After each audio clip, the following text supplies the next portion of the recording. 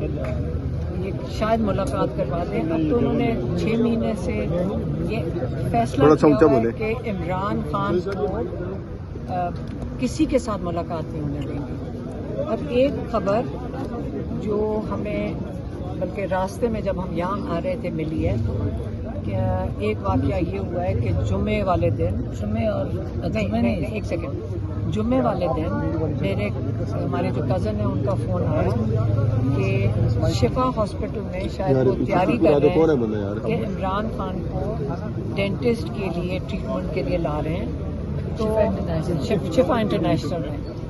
تو پھر انہوں نے کہا کہ شفا انٹرنیشنل میں ہم نے یہ ڈیمانڈ کیا ہے کہ فیملی ممبر موجود ہو اور شفا انٹرنیشنل کہہ رہے ہیں کہ ہم یہ چھپا نہیں سکتے, ہم یہ رپورٹ فیملی کی جو رسپانسبلٹی ہوتی ہے ہم ان کو دے دیں گے.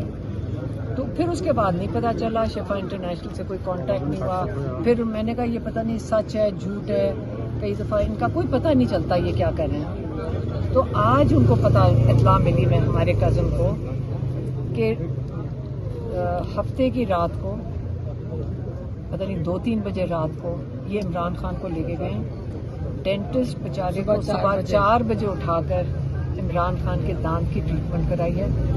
ہم نے یہ ڈیمانڈ ڈیفینیٹلی کی تھی کہ دیکھیں اگر وہ ہسپتال لے کر آ رہے ہیں شفا انٹرنیشنل, اگر یہ سچ ہے تو عمران خان کی آنکھ کا ضرور چیک اپ کروا دیں, اس کا ڈائگنوسس اگر اس کا اسپیشلسٹ آ جائے.